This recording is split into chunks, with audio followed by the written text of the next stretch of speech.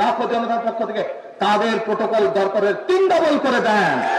কারণ মানুষ যখন বুঝতে পারছে যে তারা বিভ্রান্ত ছড়াচ্ছে, তারা দেশের মানুষের মধ্যে বিভ্রান্ত ছড়াচ্ছে, এইটা যখন মানুষ বুঝতে পারছে এবং এটা যখন তারাও বুঝতে পারছে যে মানুষ তাদের চালাকি, তাদের ষড়যন্ত্র ধরে ফেলেছে, তখন তারা সরকারকে গিয়ে বলছে নিরাপত্তা দিতে হবে, নিরাপত্তা দিতে হবে, প্রোটোকল দিতে হবে, প্রোটোকল দিতে হবে।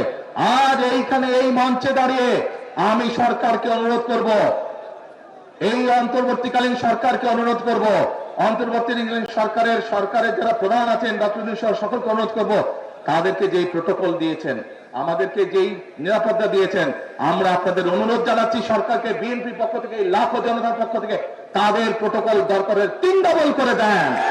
কারণ তাদের প্রোটোকল 3 ডবল করে দেন, কারণ তারা মানুষকে বিভ্রান্ত করছে এবং মানুষ এটা জানতে পেরে মানুষ তাদের উপরে ক্ষিপ্ত হচ্ছে। আমরা চাই না মানুষ ক্ষিপ্ত হয়ে মানুষ কিছু করে বসুক তাদেরকে। সেই জন্য সরকারের কাছে অনুরোধ থাকবে তাদের প্রোটোকল 3 গুণ বাড়িয়ে দেন, যা বিএনপি 3 গুণ বাড়িয়ে দেন তাদের প্রোটোকল। প্রিয় ভাই বোনেরা,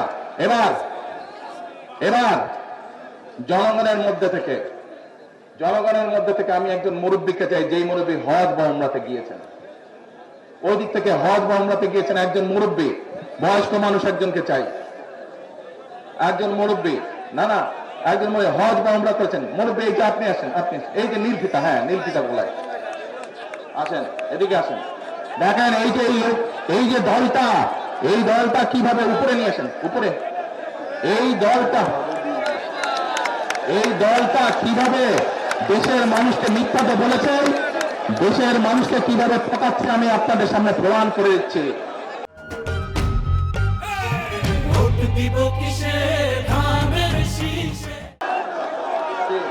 আপনার নাম এই আপনাদের এলাকার মানুষ, এই এলাকার মানুষ চিনেন ওনাকে? আচ্ছা মুরব্বী, আপনার নাম কি? শফিকুল ইসলাম। শফিকুর রহমান। আপনি কবে গেছেন হজে না উমরায় গেছেন? আমি উমরায় গেছি 5 বছর আগে। 5 বছর উমরায় গেছেন। আচ্ছা, তো উমরাতে যখন গেছেন আপনি উমরা কোথায় করেছেন?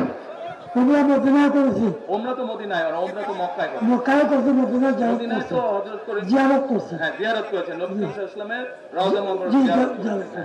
কিন্তু এই যে তাওয়াফ করেছেন, উমরা করেছেন কোথায়? কাবায় না? কাবায়। আচ্ছা, আপনারা সবাই শুনতে পাচ্ছেন আমার কথা? এবার মন দিয়ে কান দিয়ে শুনবেন। আমি ওনাকে একটা প্রশ্ন করবো, দেখি উনি কি বলে। আচ্ছা মুরব্বী বলেন তো আমাকে, এই যে কাবায় আপনি গেছেন, আল্লাহর ঘর না ওটা? ওটা আল্লাহর ঘর।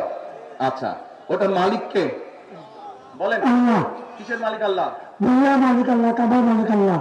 কাবার মালিক আল্লাহ, আল্লাহ। দুনিয়ার মালিক আল্লাহ, আল্লাহ। আমাদের মালিক আল্লাহ, কিসের মালিক আল্লাহ? আমাদের মালিক আল্লাহ, নিজেদের মালিক আল্লাহ, সব কিছুর মালিক আল্লাহ। ঠিক আছে কথা? কথা ঠিক আছে? তার মানে এই দুনিয়া, এই যে সূর্য, এই যে চাঁদ উঠবে একটু পরে, চাঁদ সূর্য পৃথিবী যাই দেখি, আমরা সকল কিছুর মালিক কে? আল্লাহ রাব্বুল আলামিন হচ্ছে সকল কিছুর মালিক। আমরা কি দেখছি? আমরা দেখছি ওই যে একটা রাজনৈতিক দলের কথা বলেছি, যাদের ভূমিকা আমরা 50 বছর আগে দেখেছি। আমরা দেখছি এদের কিছু কিছু সদস্য আমাদের নিরীহ মা বোনদের বাসায় গিয়ে গিয়ে মা বোনদের কাছে গিয়ে কিসের টিকিট বিক্রি করছে? টিকিট বিক্রি করছে, জানেন তো? এক মিনিট। আচ্ছা মুরব্বী বলেন তো, এই বেহেশত বা দোজখের মালিক কে? আল্লাহ। মুরব্বী বলেছে বেহেশত দোজখের মালিক আল্লাহ তাআলা। আপনারা একমত? তারা একমত? এটার সাথে হাত তুলেন যারা একমত এটার সাথে। সবাই একমত। আলহামদুলিল্লাহ, আলহামদুলিল্লাহ, আল্লাহু আকবার, আল্লাহু আকবার। এখন আমার প্রশ্নটা আপনাদের কাছে, যার মালিক একমাত্র আল্লাহ রাব্বুল আলামিন, সেটা দেওয়ার ক্ষমতা মানুষ কি রাখে?